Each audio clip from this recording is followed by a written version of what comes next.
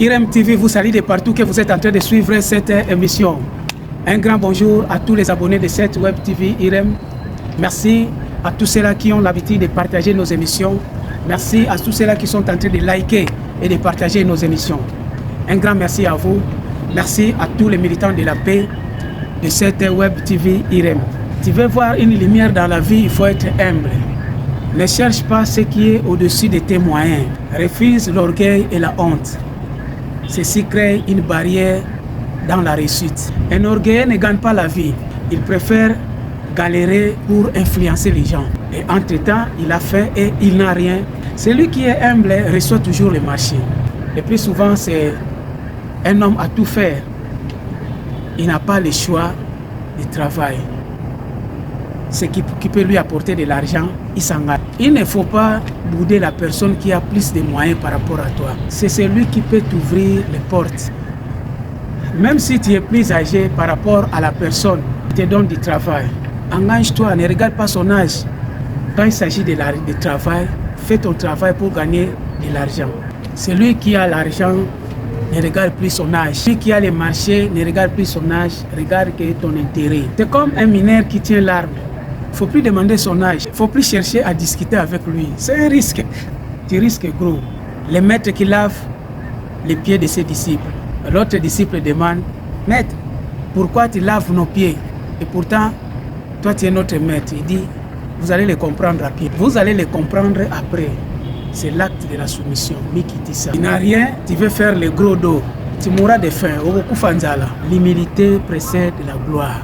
N'ayez pas peur des diplômes des gens parce qu'il a 5 diplômes, parce qu'il a 3 diplômes, parce que c'est un licencié, parce que. J'ai vu un licencié qui travaille comme barman dans un bistrot. À savoir que le diplôme n'est pas le salaire de quelqu'un. Il faut savoir gérer ce que tu as. Tu es locataire, tu refuses de mettre la propriété là où tu loues. On te demande, tu manques. C'est le propriétaire, c'est la faute au propriétaire, c'est celui qui est mal propre. Il y a des femmes qui accusent des innocents, soi-disant ce sont eux qui influencent son mari de lui divorcer. Non, ce sont tes comportements. Puisque tu as fait des enfants, alors tu ne veux plus respecter ton mari. Tu n'as plus la valeur et le respect de ton mari. Il y a des services qu'on peut demander, il y a des services qu'on ne peut pas demander. Ton mari est assis avec ses amis dehors. Toi, à l'intérieur de la maison, tu appelles ton mari qui est dehors de venir te donner quelque chose qui est à 0 mètre. Tu dis, je ne peux pas bouger, pardon. Tu peux me donner poudre de l'enfant. Tu peux me faire ça. Tu peux me donner ça. Mais dès qu'elle attend l'appel de l'argent, elle se lève, brou, elle part pour répondre. Elle court vite comme un marathon. Une femme qui refuse de répondre aux ordres de son mari devant les gens, tu fais la honte à ton mari. Ça lui fait mal. Et l'affection de l'amour part petit à petit comme un bidon qui est percé. L'eau coule un peu jusqu'à ce que ça va finir. Un foyer doit être respecté. C'est à toi de donner la valeur à ton foyer. Un étranger reste un étranger. Il peut venir vous conseiller, mais il finira toujours à partir. La bonté, même s'il n'a pas fait l'école, les gens finissent toujours à admirer. Ah non, lui là, il n'a pas fait les études, mais sa manière de vivre avec les gens, c'est vraiment ok. Une femme mariée, c'est comme un député qui a été nommé. Que tes comportements puissent témoigner. Parce que tu as été élu. Il faut savoir utiliser les oreilles. Il faut savoir utiliser la bouche. Il faut savoir utiliser tes yeux. Un aveugle ne voit pas. Il écoute les sons des bidons sous les robinets. Il sait que ça, c'est le bidon est rempli. Alors, il demande toujours qui est à côté pour fermer les robinets. Le regard d'une femme mariée ne peut pas être identique au regard d'une femme libre. Une femme mariée a la honte de fixer les yeux à d'autres hommes. Une femme mariée qui donne, tu donnes 50, elle donne 50. Tu donnes les phares 100%, elle donne 100%. Non. Une femme mariée, même si on te donne 100, toi tu réponds 50. On te donne 50, tu réponds 25. C'est comme les clientèles, les phares de voiture. Ting-toum, ting-toum, pim-poum, pim-poum. Malembe.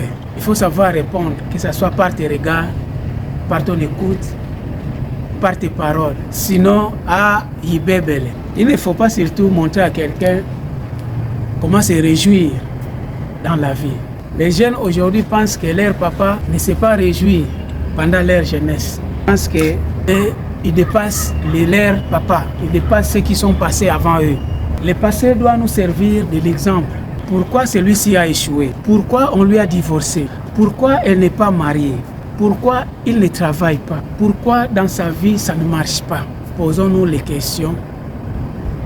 Le passé doit nous servir de l'exemple. Il ne faut plus emprunter les chemins que l'autre a emprunté, qu'il a eu des difficultés. Faites attention.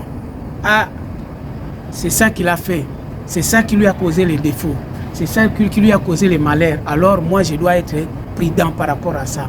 Il n'a pas été prudent à sa jeunesse. Il ne faut pas se moquer de lui, mais il faut tirer conseil. Il y a des femmes qui écoutent plus les conseils du dehors par rapport à son mari.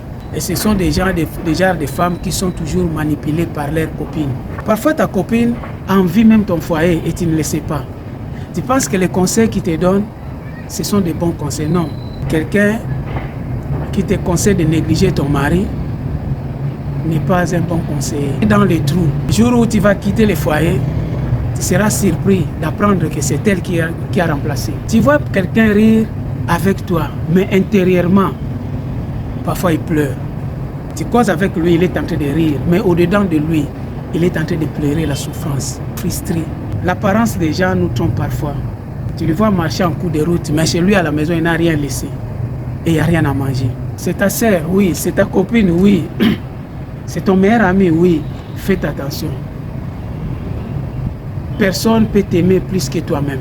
Tellement que la galère frappe le monde aujourd'hui, même l'essence du corps humain des gens aujourd'hui change.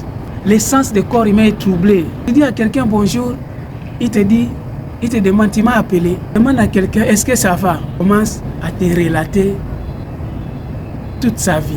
La galère change même manière d'écouter. C'est vrai qu'on dit ventre affamé n'a point d'oreille. Un enfant qui part à l'école affamé, le monsieur lui dit P, il dit B, P, B, P, B. On lui dit V, il dit ta. Tout ça, c'est la galère. Faisons les efforts d'avoir la maîtrise dans notre conscience. Et pour avoir une conscience qui est tranquille, cherche à mettre quelque chose dans ton ventre. Pour mettre quelque chose dans ton ventre, il faut bouger. Merci, c'était le conseil du jour avec Maxime, le génie congolais. On se voit à la prochaine numéro.